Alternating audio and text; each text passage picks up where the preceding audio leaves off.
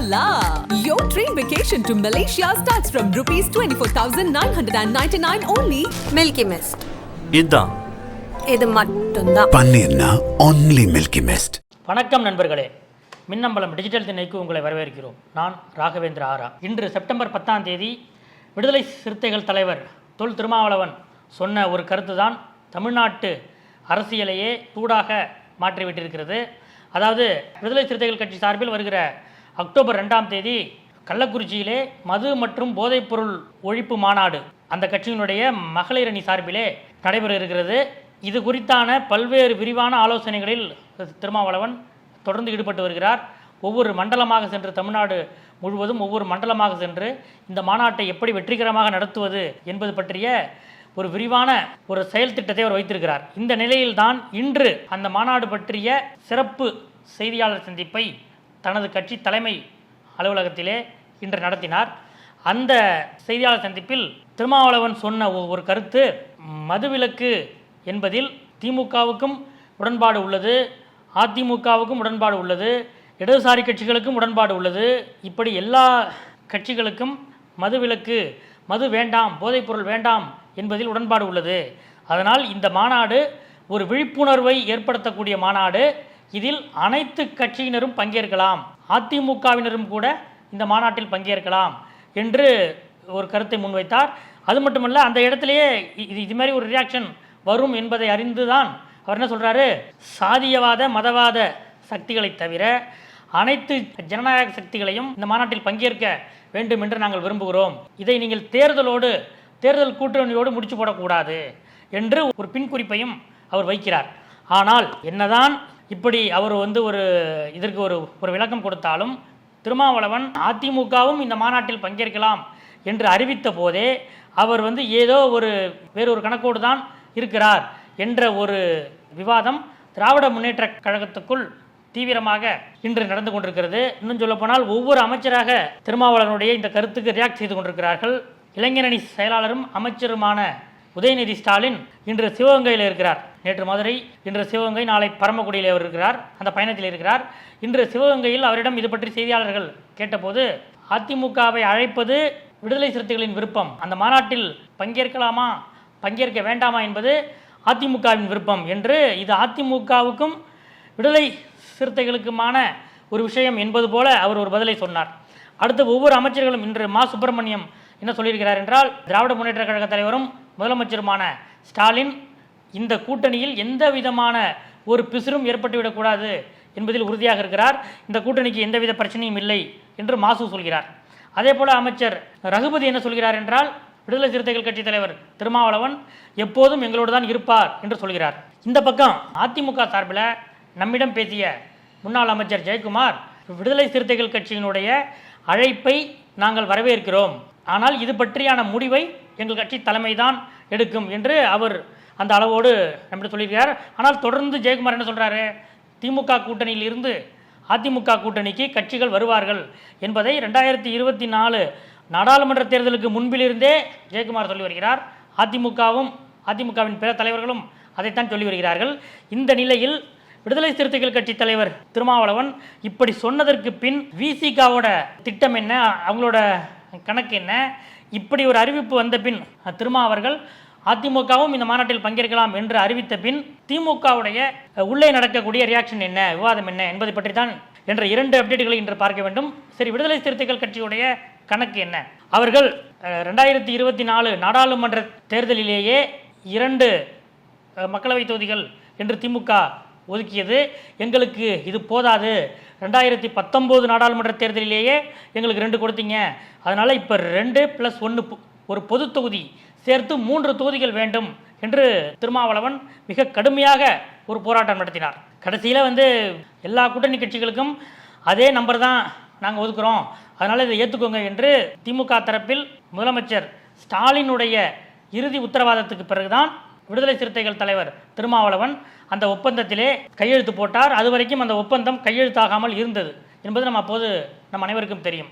இந்த நிலையில் அதே நேரம் அதிமுக அவர்கள் உங்களுக்கு 4 லோக்சபா சீட்டுகள், 1 ராஜ்யசபா சீட் தர்றோம் என்று அப்போதே அதிமுக தரப்பிலிருந்து விடுதலை சிறுத்தைகள் கட்சிக்கு அழைப்பு விடுக்கப்பட்டது. ஆனால் திருமாவளவன் 2024 நாடாளுமன்ற தேர்தல் என்பது மத்தியிலே மோடி மீண்டும் பிரதமராக வேண்டுமா வேண்டாமா என்பதற்கான தேர்தல்.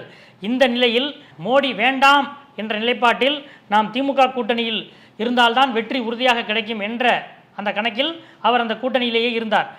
2 சீட்டுகள் தான் உங்களுக்கு பொது தொகுதி இல்லை என்றெல்லாம் அறிவித்த பிறகும் அவர் திமுக கூட்டணியில் நீடித்தார். அதில் சில கசப்புகளோடும் சகிப்புத்தன்மையோடும் தான் அந்த கூட்டணியில் இருக்கிறோம் என்று அவர் விடுதலை சிறுத்தைகள் அப்போது சொன்னார்கள். இருந்தாலும் குறைந்தபட்ச வெற்றியாக 2 MP தொகுதிகளிலும் விசிகாவின் சொந்த சின்னமான பானை சின்னத்தில் நின்று வெற்றி பெற்றார்கள்.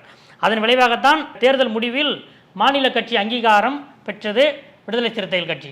இந்த நிலையில் வரக்கூடிய 2026 சட்டமன்ற தேர்தலிலும் நம்மளுக்கு MP தேர்தல் போலவே அதே கணக்கு தான் என்று சொல்லி நம்மளை திமுக அதே நிலையில் வைத்திருக்க முயற்சி செய்யும்.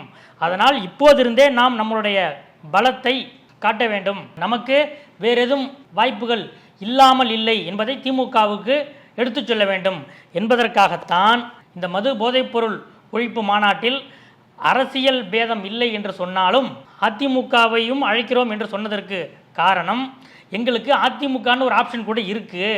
அதனால் நீங்கள் 2026 சட்டமன்ற தேர்தலில் நாங்கள் கேட்கும் அளவுக்கு சட்டமன்ற வேட்பாளர்களுடைய எண்ணிக்கையை அளிக்க வேண்டும் என்ற திமுக மீதான ஒரு நிபந்தனைக்கு இது ஒரு சமிக்கையாக இருக்கிறது என்பது விடுதலை சிறுத்தைகள் கட்சி நிர்வாகிகளுடைய கணக்கு.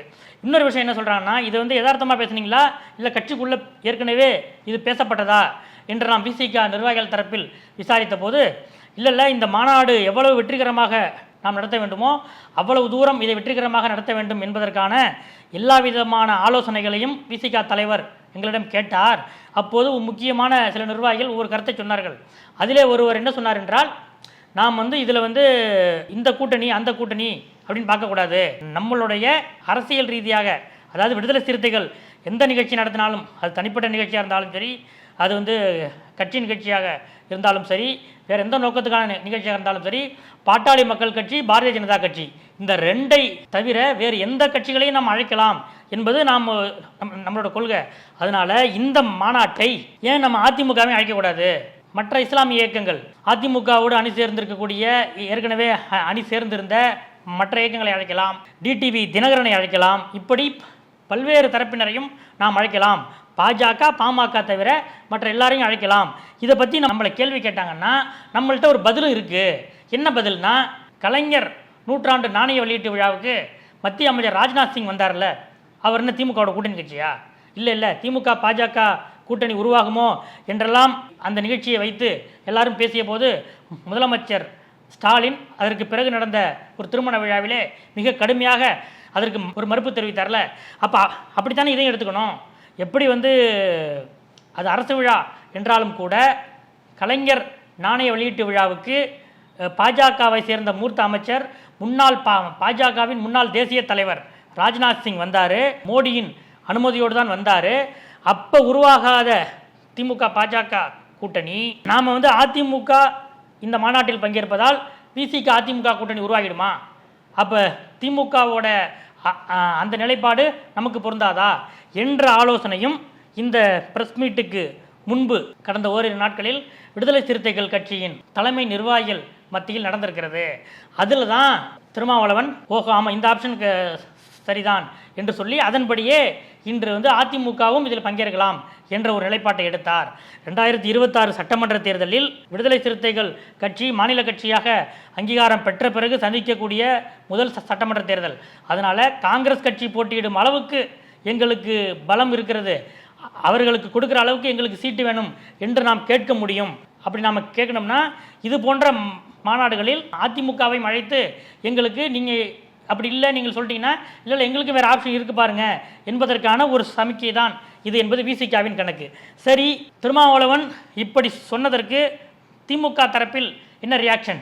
அமைச்சர்கள் வெளியே மாசு போன்றவர்கள், ரகுபதி போன்றவர்கள் இப்படி வெளியே சொல்லி கொண்டிருந்தாலும் திமுகவுடைய சீனியர் அமைச்சர்கள் ரொம்ப கொந்தளிப்பில் இருக்காங்க அப்படிங்கிறது தான் உண்மை. அவங்களுக்குள்ள இன்றைய இந்த செய்தி ஃப்ளாஷாக ஆரம்பித்ததுமே அவர்களுக்குள் சில பேர் உரையாடல் நிகழ்த்தி கொண்டிருக்கிறார்கள். என்னன்னு கேட்டிங்கன்னா ரொம்ப தெளிவாக தெரியுது, திருமாவளவன் 2026 சட்டமன்ற தேர்தலில் அதிக சீட்டு கேட்கறதுக்காக இப்படி ஒரு கேம் ஆடுறாரு. அதில் ஒன்றும் நமக்கு அது அவரோட உரிமை. ஆனால் ஒருவேளை அந்த மாநாட்டில் விடுதலை சிறுத்தைகள் கட்சியுடைய அழைப்பை ஏற்று அதிமுக ஒரு பிரதிநிதியை அனுப்பி வைக்கிறது என்றால், அதிகாரப்பூர்வமாக அதிமுகவின் பிரதிநிதி விடுதலை சிறுத்தைகள் மாநாட்டில் கலந்து கொள்கிறார்கள் என்றால் திமுக எப்படி அதை கலந்து கொள்ள முடியும் என்ற கேள்வி இன்றைக்கு திருமாவளவன் இந்த அறிவிப்பை வெளியிட்ட சில மணி நேரங்களுக்குள் சீனியர் மந்திரிகளுக்கிடையே ஒரு கொந்தளிப்பான கேள்வியாக உருவாகியிருக்கிறது. அப்போ ஒரே மேடையில் விசிகாவும் இருப்பாங்க, திமுகவும் இருப்பாங்க, அதிமுகவும் இருப்பாங்களா? இது அரசியல் தாண்டிய ஒரு மது ஒழிப்பு மாநாடு என்றாலும் கூட அரசியல்வாதி எதை செய்தாலும் அரசியல்தான்.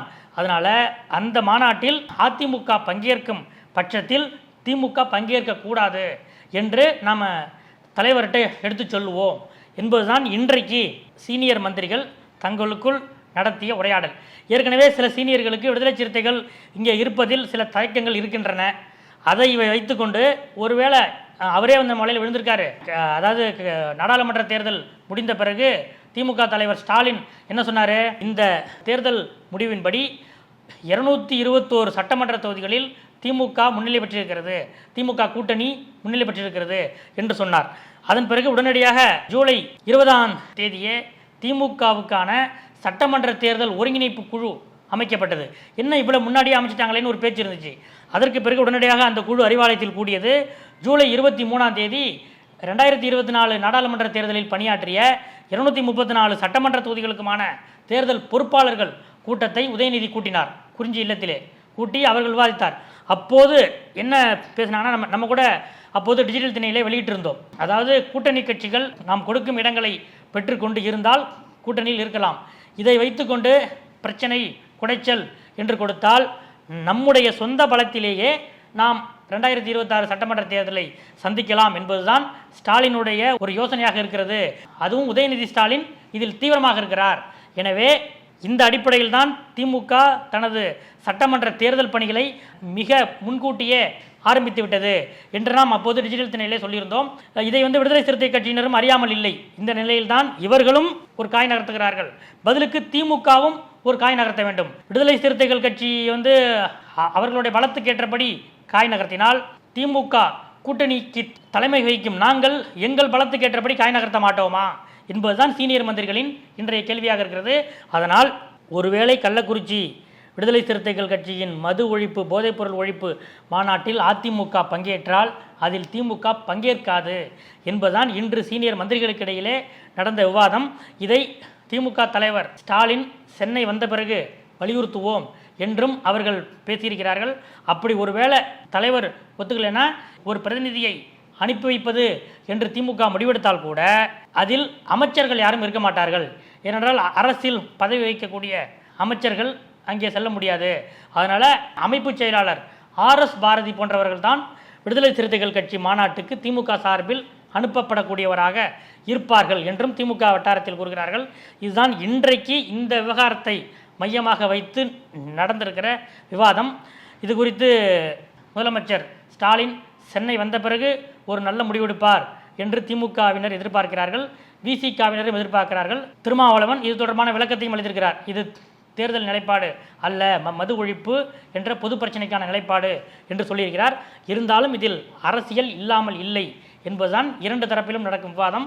அடுத்தடுத்த அரசியல் அப்டேட்டுகளை அறிய தொடர்ந்து காத்திருங்கள். நன்றி. Hola! Your train vacation to Malaysia starts from ₹24,999 only. Milky mist.